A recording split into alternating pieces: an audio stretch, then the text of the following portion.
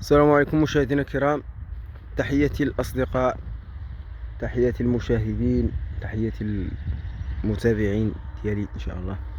خوتي إن شاء الله في هذا الفيديو ديال البحيرة اللي كنتو شاهدتو معايا على الفوسفات، إذا عاود زدت، مازال كنزيد الفوسفات من فوق الظهر ديال الخط تقريبا، على أساس لأن بالنسبة للسقي كدير الديقة، ولكن دابا ان شاء الله استمرنا غادي ندير الكوتا كوت، لان الكوتا كوت اقتصاديه في السقي.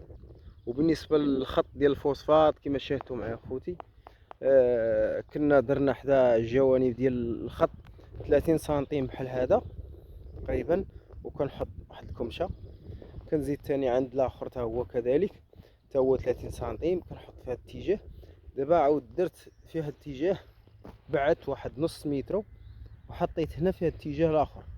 وملي كنحطو كنعاود ندوزو مسربب، ما كيكونش تقريبا بحال هكا، يكون بحال هكا، كيكون مسربب في الظهر ديالو بحال البذور ديال الدلاع. هنا كنحط انا هنا، كندوز محرات تقريبا، كنغطي هاد البلاصه، كنعاود نحط فوق منها الصمطه جوج سماط، يكون صمطه هنا وصمطه هنا.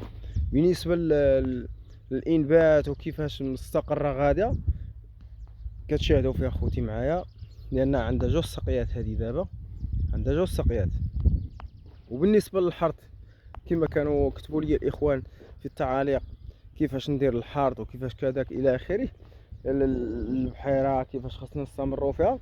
خاصنا اول شيء خاصنا نحرثوا بالثلاثيه، تكون الارض مشمشه مزيان، نحرثها تكون مسقيه ولا هذا ولا مشمشه، المهم رطبه كتحرث بثلاثيه. كنحرثها مزيان، كنقلبها، كنعطيها مده 15 يوم تقريبا حتى كتشمش. كنعاودها بالكوفير الى اخره. ومن بعد الكوفير كنعاود نقادها وكنطلق لها الصمطه. مثلا بالنسبه للديقه كنطراسيها بالثلاثيه، كاين اللي كيدير لها البدوات ولكن كتستهلك الماء بزاف، لان بالنسبه للخطاط ديال الثلاثيه وما كيتغرقش لها الخط. كاين اللي كيشدها وغرق لها الخط، كيقول لي واحد الفوسي ديال الساليه عاليه بزاف، مهبطه. ما خصهاش تكون بحال هكاك، خصها غير الطراساج باش وقت اللي كتحرثها كيغبروا حتى دوك كولاتيرات ديال التخطاط ما كيبقاوش، كتولي تقريبا. دابا هذه جوج سقيات عندها، ها هي سقيتها وعاود شللتها. ربما شي بيت كيكون ما كينوضش، كتحس كدوده الى اخره، كنزاودو. هادشي علاش كنعاودها. مثلا كيكون شي بيت تحس كلشي دوده، ملي كتسقيها راك كتحيي هذاك الحنيش. كيما كتسقيها كيحسك الحنيش، كيما تسقي البحيره، كيما الحنيش يعاود يحسك، حيت كيكون زاقي. ملي كتسقيها كيبدا يتحرك، كيبدا يخرج ها كيدور هنا، كيضربها من التحت. اذا البحيره ما تتبغيش الماء بزاف، تتبغي ملي تكون صغيره كتبغي غير الخدمه كيما هكا.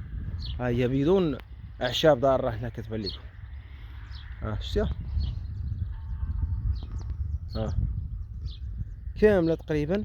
هذه مسقيه جوج سقيات، وكيفاش مستقره الامور ديالها غاديه، وكيفاش كيبان لكم الحرث ديالها غادي. الارض تبقى حمراء، البذور خاصهم يبقاو بحال هكا. هذه هي التزاوده اللي كنت قلت لكم اخوتي، كيفاش مثلا كيكون شي وحده ضاربه الحنيش كتكون مزاوده، ما عمرها كتكون مساويه مع هذه. دابا هذه، ها هي دابا هذه كان ضاربه الحنيش وعاودتها، ها هي ما عمرها تكون مساويه مع هذا. هذه تلقى الحبل وهذه راه مازال. اذا هادشي علاش كنعاود انا بحال هادشي، بحال هذه، قبل ما دير لها الادويه كيوقع لها هادشي. هذه هي الطريقه ديال الحرث. وديال بالنسبه للفوسفات اللي عاودته كنتو شاهدتوا معايا، درت واحد الكمشه 30 سنتيم. دابا عاود درت تقريبا في الظهر ديال الخط من هك، هو هذا الفوسفات. ها هو كنفتح ليه الخط والمحرات من اتجاه الاخر على بعد تقريبا واحد 40 سنتيم، وكنحط الفوسفات كنعاود نغطيه بالمحرات وكنتبعوا بحال هكا. ومن بعد غنعاد نوريكم الطريقه ديال الصمطه كيفاش غندير لها. يعني البحيره سهله، وبالنسبه للانسان كيفاش يخدمها راه خاصها غير الخدمه تدريجيا. تبعوا معايا خوتي، ومازال ان شاء الله كيفاش غتشاهدوا معايا هاد البحيره ان شاء الله في النهايه. كيفاش غنساليو منها. اذا اخوتي نتلاقاو في فيديو اخر ان شاء الله، ومازال ان شاء الله نوضح لخوتي كيفاش السقي ان شاء الله، فاش غادي نستمروا فيها، لانني هذه كنسقيها بالديقه، وانما عاود حيدت الديقه وعاود استمرت ان شاء الله نستمروا في الكوتا. علاش؟ لان الكوتا اقتصاديه وما كاينش فيها حتى هاد سميتو، حتى هاد ثمرات تكون منقوصه. ها، لان البحيره ما خصهاش كاع تكرفس بهذيك الديقه ماشي شي حاجه اصلا تدك الارض.